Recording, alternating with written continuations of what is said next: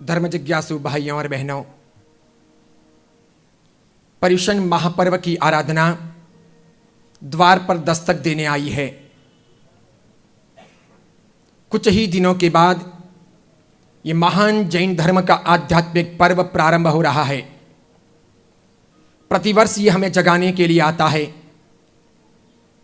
नाना प्रकार के धार्मिक आध्यात्मिक आराधनाओं का ये अवसर देता है। मूलतः ये साधु साध्वियों की आराधना का पर्व है। श्रावक श्राविकाओं को इस पर्व से बहुत बाद में जोड़ा गया। ये श्रवण संस्कृति का पर्व है। पुराने जमाने में सिर्फ जैन साधु साध्वी ही इसे मनाया करते थे। श्रावक श्राविकाओं की इस महापर्व के साथ में कोई संलग्नता नहीं थी। धीरे धीरे धर्म जागरण के लिए, लोगों को प्रेरणाएं देने के लिए, भावों से भरने के लिए, आध्यात्मिक विकास के लिए, संसार को सही मार्ग पर लाने के लिए इस महापर्व को श्रावक श्राविकाओं के साथ में जोड़ा गया। अब चूंकि ये महापर्व निकट आ रहा है तो श्रावक श्राविकाओं का कर्तव्य बनता है कि हम गृहस्थ जीवन की भागदौड़ से समय निकाल करके इसका पूरा पूरा उपयोग करें। इस अवसर को हम व्यर्थ ना जाने दें। ज्यादा से ज्यादा संख्या में तन मन और धन से इस पर्व की आराधना में लगें। ये पर्व वैसे खाने पीने का पर्व नहीं, नाचने गाने का पर्व नहीं, खेलने कूदने का पर्व नहीं।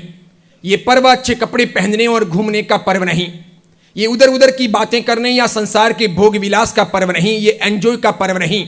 ये आत्मा को टटोलने का पर्व है, पाप से मुक्त होने का पर्व है, पुण्य की प्रवृत्ति करने का पर्व है। ये आध्यात्मिक पर्व है। ये अंतर जगत की यात्रा का पर्व है।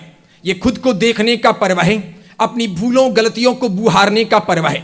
और इसीलिए इस पर्व की आराधना को सार्थक करने के लिए प्राचीन परंपरा से, जैन परंपरा से हम सब श्रावक श्राविकाओं के लिए सुंदर बातें पूर्वाचार्यों ने निर्दिष्ट की है।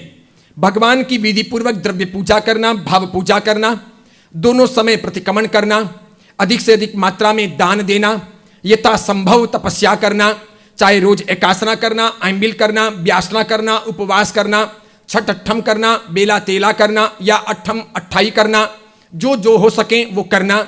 इसके सिवाय क्षमा याचना करना, सामायिक करना और विशेष करके पूरे पर्युषण महापर्व के प्रवचनों का श्रवण करना, धर्म जागरण करना, परमात्मा का जन्म महोत्सव मनाना और साथ में परमात्मा के जन्म महोत्सव के उपलक्ष्य में सारे प्रमाद को छोड़कर, आलस्य को झकझोरकर एक रात के लिए जागना, रात्रि जोगा करना, रात्रि को जागृत में रहना, इस प्रकार इसका आराधन करना, अलग अलग मंदिरों के दर्शन करने के लिए जाना, गुरु वंदन करना, जीव दया के लिए, अनुकंपा के लिए, मानवता के लिए, साधन में भक्ति के लिए यथाशक्य दान देना और इस प्रकार अपना पूरा तन से, मन से, धन से योगदान देकर के इस महापर्व को सार्थक बनाना।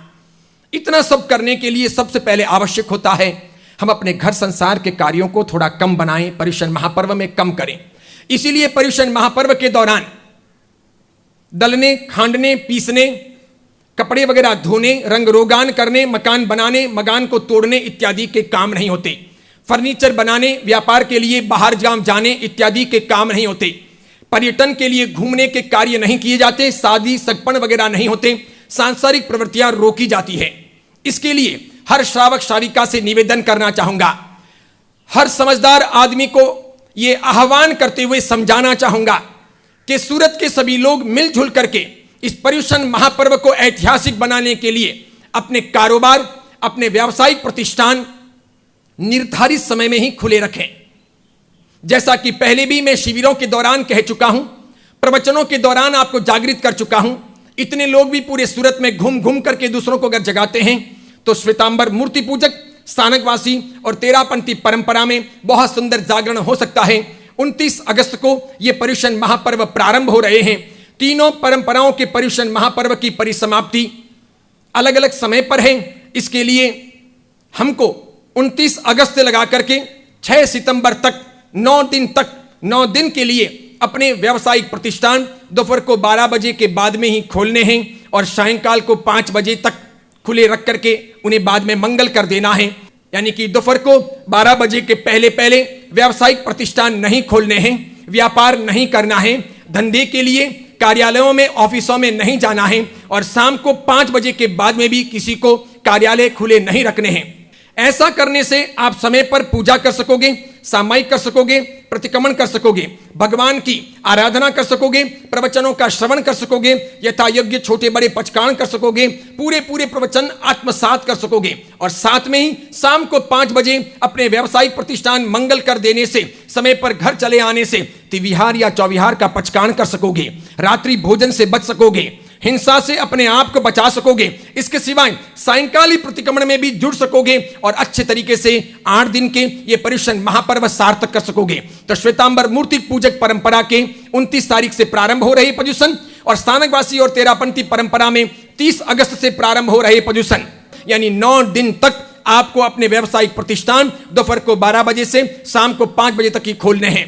मैं तो सूरत के ही नहीं, भारत भर के जैन समुदाय के, भारत भर के जैन समाज के सभी सुश्रावक सुश्राविकाओं को कहना चाहूंगा कि वे सभी सामाजिक एकता का परिचय दें, संगठित बने, ऐसे पर्युषण महापर्व के अवसर को प्राप्त करके जागृत बने और इस प्रकार वे भी अपने अपने गांव में, अपने अपने शहर में, अपने अपने इलाके में सारी अपनी व्यापारिक गतिविधियां और अपने सारे व्यावसायिक प्रतिष्ठान दोपहर को 12 बजे के बाद में ही खोलें और शाम को 5 बजे तक मंगलिक कर दें। ऐसा करने से सुंदर तरीके से धर्म जागरण होगा, पर्युषण महापर्व चिरंजीवी बनाए जा सकेंगे, उन्हें आत्मसात करके अपने भी जीवन का कल्याण साधा जा सकेगा।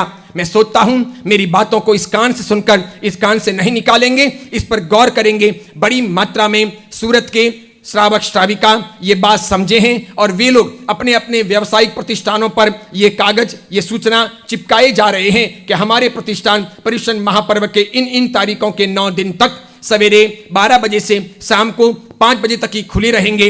आप भी उसमें योगदान दीजिए, प्रयास कीजिए, लोगों को जगाइए, जगह जगह सूचना पहुंचाइए और इस प्रकार एक सुंदर सामूहिक जागरण का कार्य आरंभ कीजिए। आप सबका कल्याण हो, यही मंगल कामना।